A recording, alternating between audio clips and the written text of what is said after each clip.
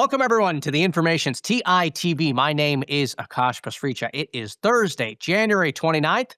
We've got a big scoop for you about how much Nvidia, Microsoft, and Amazon are considering investing in OpenAI's latest funding round. We will have on our OpenAI reporter for you in just a minute. We're then getting straight to earnings season. First up, we will talk Meta and Microsoft with Tomasz Tungus from Theory Ventures. Meta investors seemed bullish on the results. Microsoft investors didn't feel so confident. We'll also break down ServiceNow's quarter. We've then got Ross Gerber from Gerber Kawasaki coming on the show to talk about Tesla's quarter and the decision to do away with its two high-end models.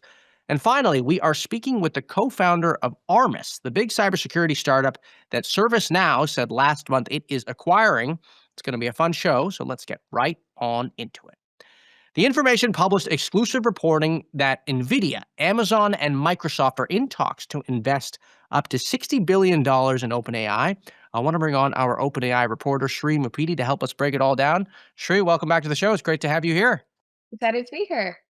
So OpenAI wants to raise $100 billion. $60 billion of it, in or around there, you say, could come from these three strategic investors. Help us understand what the breakdown is and then where the rest of that $100 billion could come from. Totally. So the strategic investors are Nvidia, which can invest anywhere up to 30 billion. So that can be somewhere between 20 to 30 billion is where we expect it to land. The next investor is Amazon, which would be a new investor in OpenAI. We had previously reported last fall that Amazon is in talks to invest more than 10 billion. What we've learned is that it could potentially even go up to 20 billion or even more than that, given other components of a deal that might be negotiated alongside that. And then lastly, existing investor Microsoft is also in talks to invest, and that could be somewhere in the several billions of dollars. Less than $10 billion is what we know, but that would add to already Microsoft's large stake in OpenAI, given that they've been a partner to OpenAI from the last couple of years.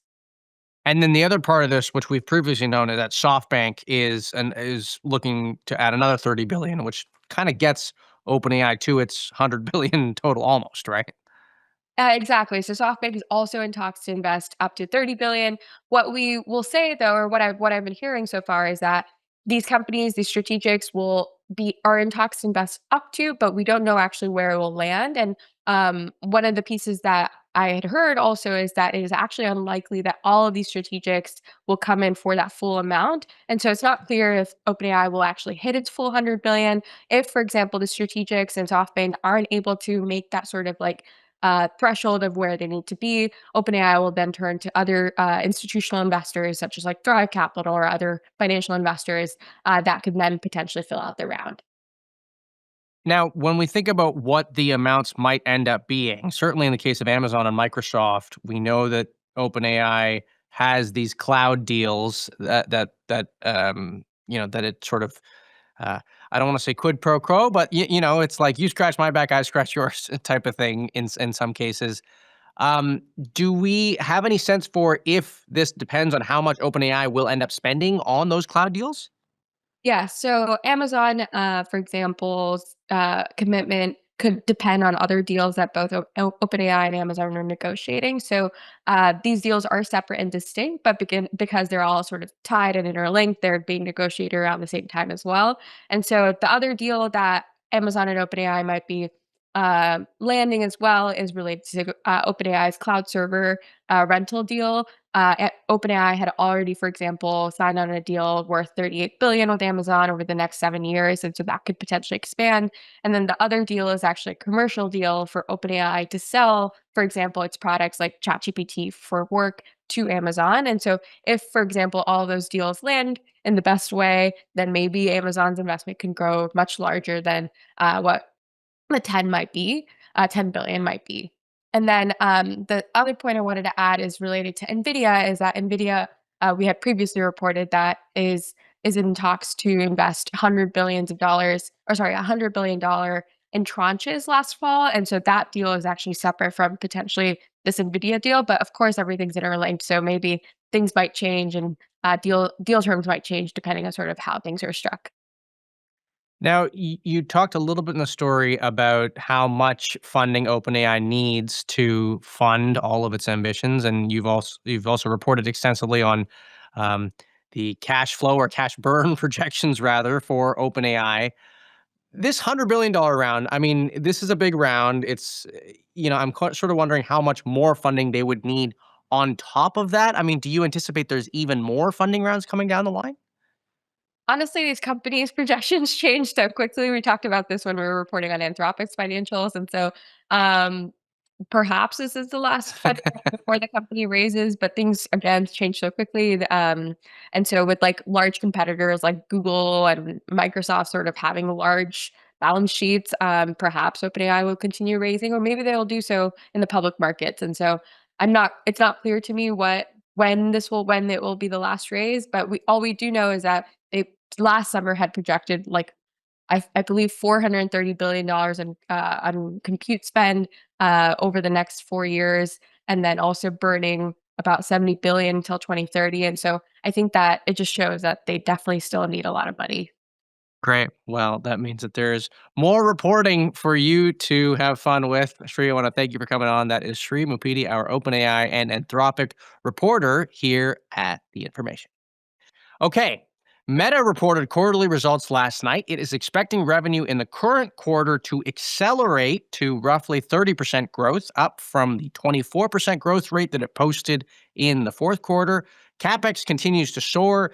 Microsoft revenue grew just about the same rate as it did last quarter. Joining me now to break it all down is Tomasz Tunguz, general partner at Theory Ventures. Tomasz, welcome back to the show. It's great to have you here.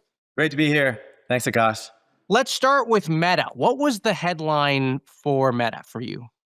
Well, stock is up meaningfully today. You can see that the average revenue per person continues to increase somewhere between 10 to 16% quarter over quarter. I think that's the exciting part. You see them investing pretty significantly within the world of AI, and there are some rumors that the underlying AI models that they're building around next generation llama are starting to perform pretty well.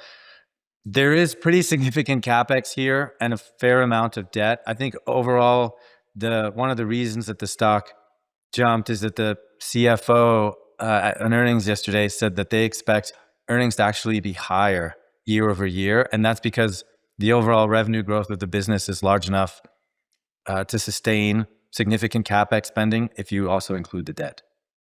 One of the things that was interesting to me about last night's call was just how much of a focus they put on the AI business uplifting the recommendations and the ads, the core ads business, which obviously is performing very well. And I think in previous calls where Mark Zuckerberg has really emphasized the personal super intelligence angle to Meta's ambitions, that was still there, but it felt like it was a little bit of reassurance in saying, it doesn't really actually matter. I mean, we're still going for it, but like the ads business is going to benefit one way or another. Absolutely. Some of the researchers of Meta have published research on the impacts of reinforcement learning on overall ad performance, and it's quite significant. I mean, you can see it, right? Like quarter over quarter, ARPU 10%, 15%, 18%, 16%. Those are pretty astounding numbers for a business at scale. And so I think it tells you that there's a lot of juice left to squeeze from the lemon on the ads business. Hmm. One of the questions I wanted to ask you was Zuckerberg last night talked about, he really wants to have control over building the best in class models. And that's obviously why he's gone so hard at hiring talent and why they're hyping up this new family of llama models whenever they do come out.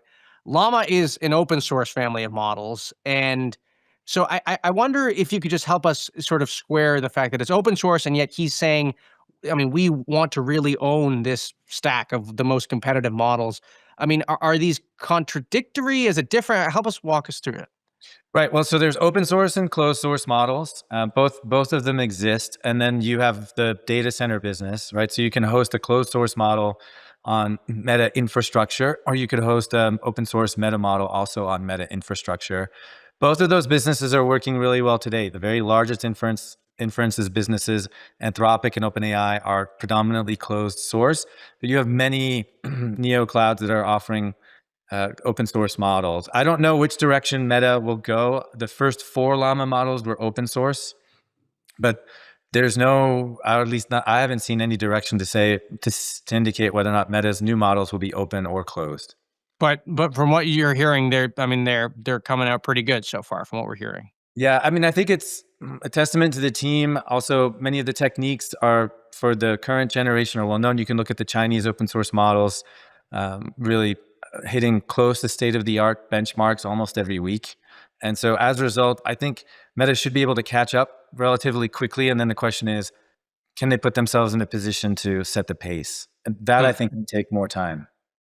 Okay, so what about Microsoft? I mean, Azure growth was 39%. That was about the same as it was last quarter. The stock is down. What do you think investors are reacting to?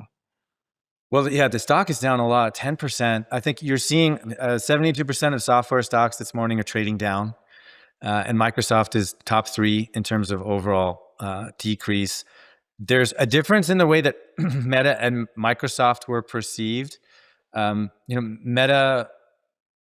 Meta's core business is accelerating, is growing faster. Azure is still relatively constant. The one of the limiting factors there is just data center capacity, and Amy had mentioned it on the call. They're sold out until 2026. So they can continue to grow at this current rate. I think probably the major risk here is actually the OpenAI concentration, right? 45% of the backlog, the remaining performance obligations are tied into OpenAI. And there were one or two questions in that session yesterday talking about, can OpenAI actually generate the kinds of revenue needed to satisfy these RPOs? That's a big question that's on the stock. Right? Talking about He pauses. Tomasz tens to pauses. hundreds of billions. Nobody knows the answer. I mean, we ran an analysis yesterday of a chart of just like how fast OpenAI and Anthropic are growing in terms of billions of revenue. And you look at other businesses generating tens of billions of revenue, it's taken them 30 to 50 years to get there. And so whether that's Salesforce or Adobe or SAP, and these two businesses are doing it 15 years or less. So there's clearly a lot of momentum, and the numbers that we're talking about in terms of well over $1 trillion of OpenAI data center commits. I mean, we've never seen those kinds of numbers over 5 years of intended planning. And so I think that injects a little bit of uncertainty into the stock. And then you have a broader drawdown in the software market. The combination of the two led to the result today. What about the Office 365 Copilot numbers that we got yesterday? So we got a little bit of color. I think it was 15 million paying users, I think, if I'm not mistaken. Um, Whatever it is, I mean, it's it's some proportion of the current Office 365 users have subscribed to Copilot. I mean, it's growing quickly. My question for you is if you think that growth can sustain. Well, it's a cross-sold product. I don't think it's a product that people go out and buy. It's more of a product that is sold within an existing software suite like Power BI is. I do think Copilot as a brand, and I'll include GitHub in this category as well, had the early lead and is now starting to be outmoded, right? You look at what Claude is doing with Cowork, or with Chrome, or Google releasing the Chrome automated browser features, or the integration of AI within email. You're seeing a lot more innovation within the world of GitHub with the rise of Cursor. There hasn't been as much innovation, or the momentum hasn't continued out of Microsoft the way that it has everywhere else. And so I think it's reasonable to have concerns about an increasing churn rate, or at least a decreasing co-sell rate within the Copilots broadly. Hmm. Before you go, I do want to ask you about ServiceNow, which is, look, we had you on this time last quarter, and you and I were talking about how ServiceNow had posted very strong results, and still, I think the stock had fallen the day after earnings, 1 quarter ago, and it seems to be kind of the same story today. I mean, ServiceNow stock is down uh, for the year, over the past year, considerably. There is that broader drawdown in software stocks that you talked about. But I mean, if you look at the multiple for ServiceNow, a year ago it was trading sort of in the top 5, top 10 SaaS multiples in terms of forward revenue. Now it's like much closer to the median, and the results have still stayed somewhat the same. What do you think? It's pretty amazing. I mean, 8 consecutive quarters of beating expectations. It's McDermott yesterday talked about it being a rule of 55 company, right? It's 21% of revenue growth, 35% free cash flow margin. Like, it's really good. The fundamentals of the business are there. You have 3 major acquisitions. There's some acquisition integration risk with MoveWorks, Armis, and Veza. And so clearly there's some execution risk there, but they're being aggressive in terms of M&A to position themselves within the world of AI. There might be some pressure from some newer startups within the world of ITSM who are growing very quickly, but all of them are less than 10 million in ARR. And so I think it's very difficult to look at ServiceNow and say there's a meaningful startup competitor that's coming after them. You do have Atlassian that's pushing up against them from the mid-market. Jira Service Desk with 55,000 paid customer accounts. And so maybe there's a potential competitive threat there, but I don't think there's anything acute. And so it's a bit of a head scratcher, right? You're right. The PE ratio has fallen pretty significantly. And so I don't know why the stock is being punished, even though you look on almost every single metric, the company is doing very well. We have the co-founder of Armis actually coming on the show in just a couple minutes towards the end of the show. I wonder what questions you might have for him, maybe not necessarily about ServiceNow, because I plan to ask him about that, but just about the business that he's in and how you see it going. I mean, I think so within the world of security, within the world of ITSM, within the world of human resources, the basic workflow is ticket management. And I, as an employee, might ask, what is my 401k policy? I might ask, I can't get into my computer. Will you help me reset my password? And then the last one might be, I think I have a virus on my computer. And all of these workflows are tickets. People have problems that are then processed. They're starting to be processed via AI. And so conceptually, there's no difference in the technology. We're selling to different buyers. I would ask him, how quickly are all those workflows converging into a single system? And I have to believe he will probably say very quickly, and that's one of the reasons why ServiceNow bought Armis. Great. Well, Tomasz, I want to thank you for coming on. As always, a pleasure. That is Tomasz Tunguz, a general partner at Theory Ventures here on TITV. Okay, Tesla reported fourth quarter earnings. Revenue fell 3% year over year. Net income also fell markedly. The company announced a $2 billion investment in xAI and also said it would stop production of its Model S and Model X high-end cars over time. Joining me now is Ross Gerber, President and CEO of Gerber Kawasaki. Ross, welcome back to the show. It's great to have you here. Great to be back. Great to be back. So another exciting earnings call from Elon Musk and company. Let's talk about the Model S and the Model X. What did you make of the decision to stop production? Man, I was up at 2 a.m. crying. I love this car. It was like the car that I found Tesla, like in 2013 when they released the car. I think it was 2013 or 14. And we went down and saw it. I was like, this car is going to change the world. And we invested in Tesla, and it's been one of my best investments in my career over the last, 12, 13 years that we've owned it. And so to end the production of the Model S is just like a crushing blow to what I tweeted yesterday, the end of an era in Tesla. Like Tesla is not a EV company that's going to make self-driving EVs. It's now a robotics company, all in on essentially robot cars and robot humans. And I think for me, the challenge is, first of all, I invest in this as a climate play, and I see the business of EVs as a great business. And then secondly, if it's going to be a robotics play, it seems like it will be years before any revenue or monetization of these, investments. I mean, it could be 5 years before they even see any real revenue from this stuff. So they seem to not want to make the transition smoothly, And Right. so I'm just concerned. Long term, I get Elon's vision. I don't know if I buy it, but I get it. But it's not the company that I used to own. That's sad. Okay. But so Ross, I mean, we had you on a couple months ago and I asked you the same question, which is that you're still a Tesla shareholder. You're grappling with this transition. And what you had told me at that point was, look, it's no longer an automotive play. It's an Elon play. And, when you lose faith in Elon, that's when you rotate out. Where are you in your sort of, reflections on this? Gosh, it's been, as I said, a long night. Up at 2 a.m. Yeah, I fell back asleep. Don't get me wrong. I'm not going to die on this issue, but Yeah. no, but I literally did wake up like, oh my God, I should buy this line from Tesla. Like I'll make the Model S and Model X and I'll rebrand it because the only reason they're not selling cars is because of Elon. So you're right. Tesla has become a bet on Elon because there's no valuation fundamentals that make this company like a $1.5 trillion company. It just, there's no numbers in my mind that make this stock worth more than 200. So, if you're going to pay over 200 for the stock, you're betting on Elon 100% on this vision. And I'm not a short seller or a hater in that sense. Like, I'm not going to tell you that Elon's not going to be successful because that would be stupid.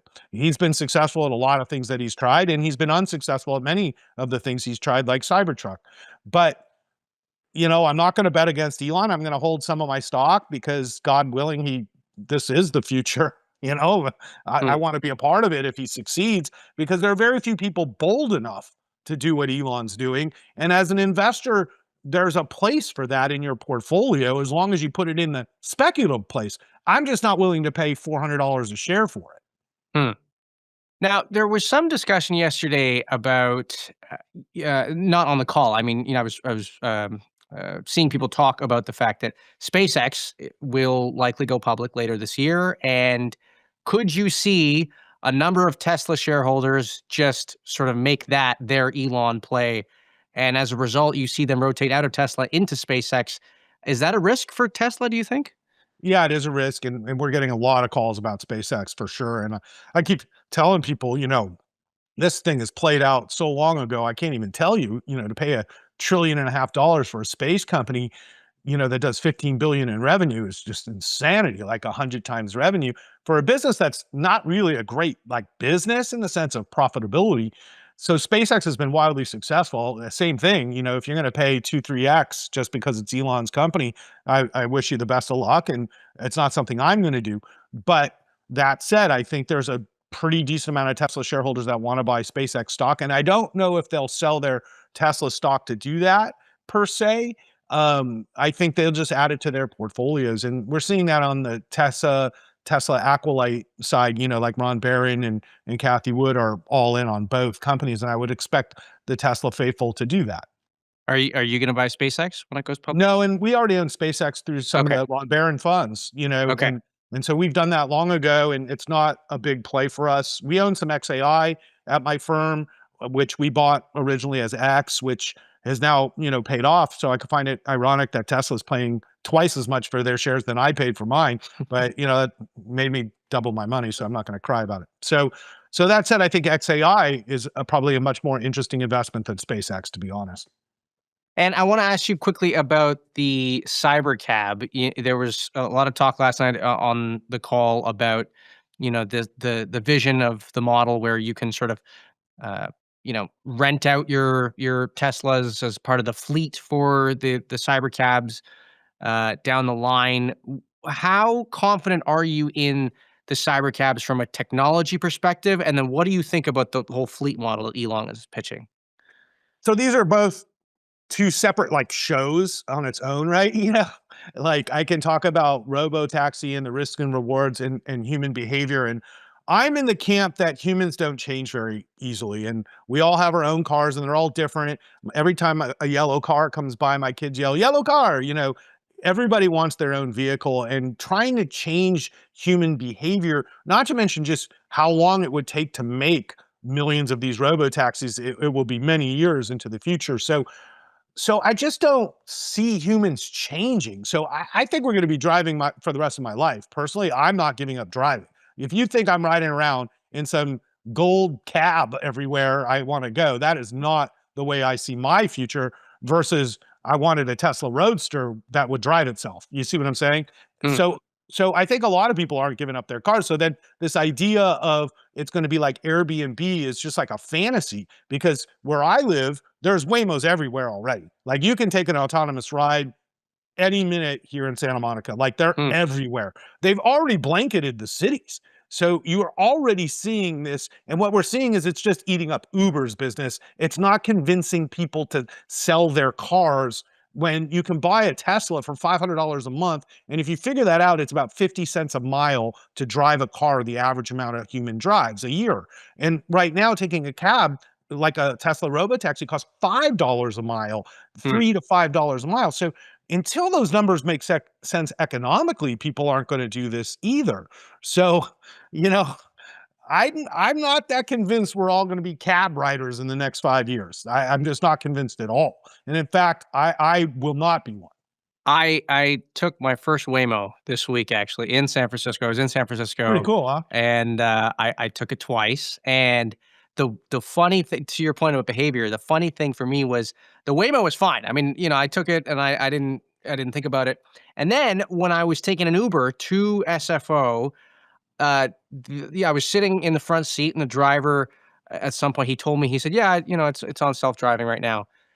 And then I got scared for some reason. It's weird. He was sitting there, and it's like I was like, "I want you to be driving if you're sitting in the car." But the Waymo, I was totally fine with it anyway. Well, you I just don't know. hit Tesla's biggest problem is that Teslas are not good enough at driving Yeah, to sit in the back seat and trust it. exactly. Yeah.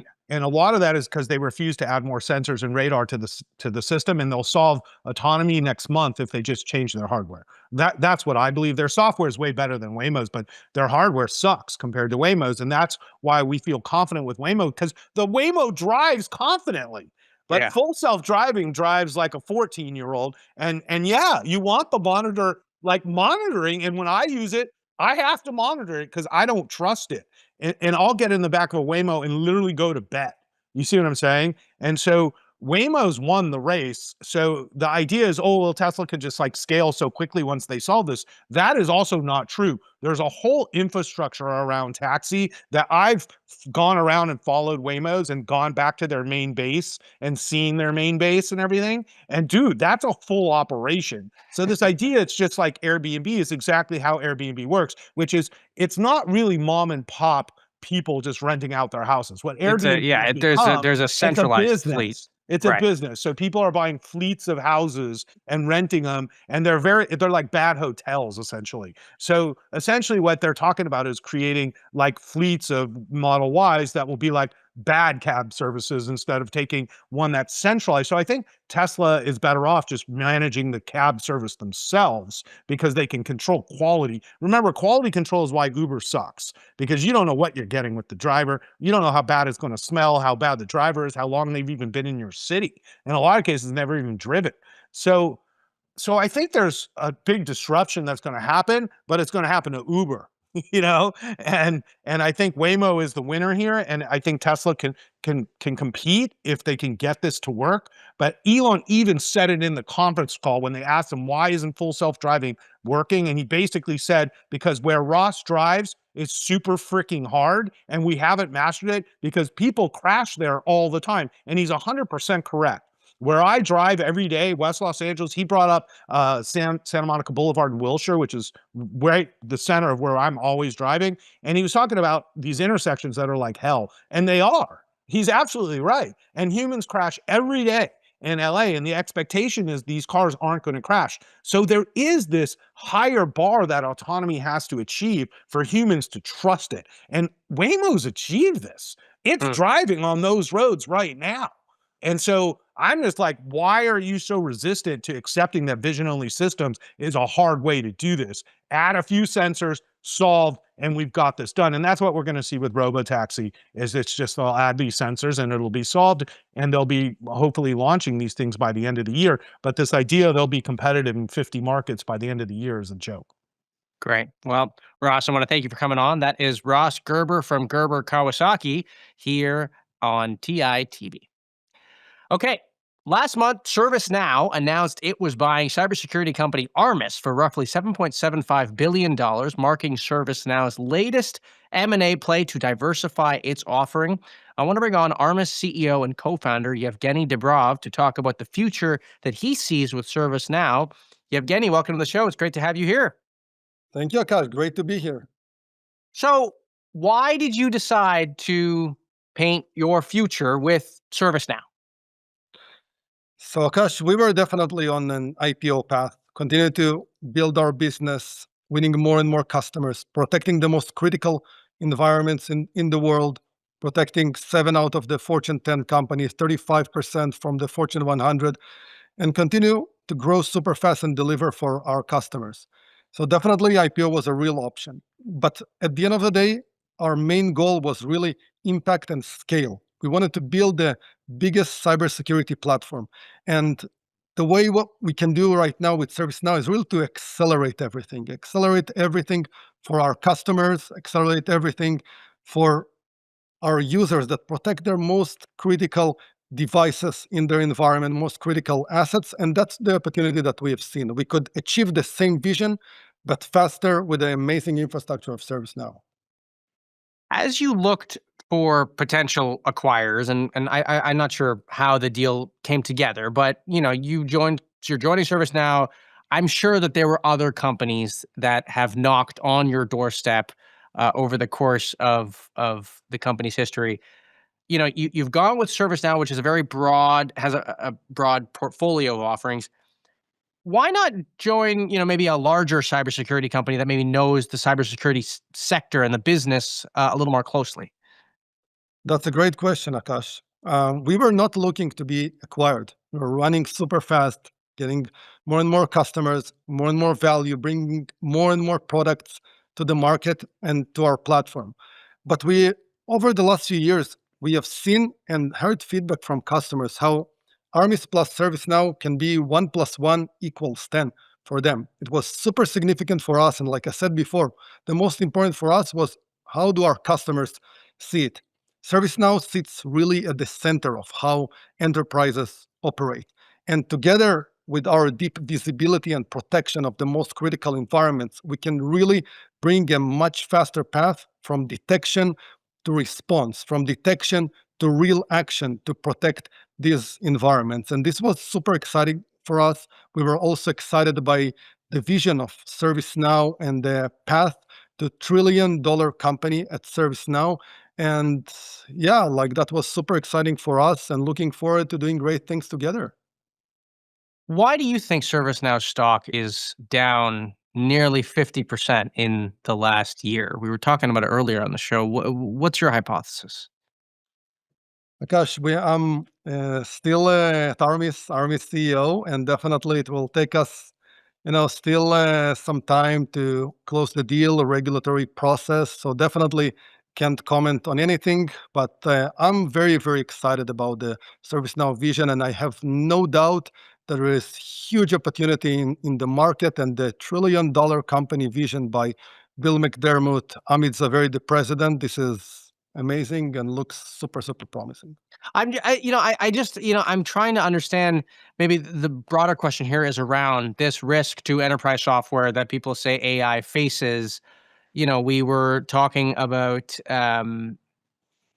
consolidation of ticketing with Tomasz Tungus earlier in the show. His question for you was sort of how you see the ticketing systems evolving in the future. Do you think AI poses a threat to enterprise software the way people think it does? Well, the way we see it, and the way we see it from engagements with customers, this is something that, and we focus on that all the time. We are continuing to deliver really the best software and the best protection for our customers. And definitely, we were investing more and more into our software, into the processes, the visibility, and the protection for our customers. We've been seeing the Armis plus service now really in the field across so many customers and how much value it provides. And customers love it. And this is something that I appreciate the most. And I have no doubt in our continued growth together for many, many years. Hmm. I want to ask you one question about consumption-based pricing, which is also the new paradigm for these software businesses. Consumption-based pricing, when it was seat-based pricing, or when that was sort of the more popular way of charging, there was an argument to be made that, hey, if I'm paying for this one seat, give me everything that I can get under this one seat.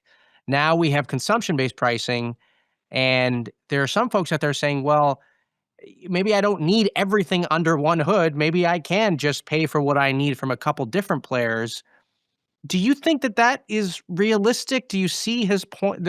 By his point, we were talking to people who represent buyers of enterprise software companies. Do you think that that's a valid argument? Yeah, so Akash, I think that what I can tell you is based on a lot of customers, a lot of CISOs, CIOs that we've been talking for so much time and getting that feedback they love those capabilities, again, from detection to reaction and real protection, to be in one platform. They're excited about this. They want those super strong platforms that have provide them end to end here, something really unbelievable and that wasn't there before. And definitely, as my role in the organization will be basically to lead the Armis business unit that we are going to continue and push and going to continue and build and do more and more, will always be there to align with our customers' needs, and everything that their perspective is top priority for us. So I have no doubt that we will always be at the place that will provide them the best option, how to do more with Armis and ServiceNow, how to expand. We're going to continue to work hard to deliver the best products in the market that have the highest urgency from a buyer standpoint and to protect the most critical environments in the world. Great. Well, Yevgeny, I want to thank you for coming on. That is Yevgeny Dobrov, co-founder and CEO of Armis here on TI TV. Well, that does it for today's show. A reminder that we are on this stream Monday through Friday at 10 a.m. Pacific, 1 p.m. Eastern. I want to thank you all for tuning in. We really do appreciate your viewership. I'm already excited for our next show tomorrow. Have a great rest of your Thursday. Bye-bye for now.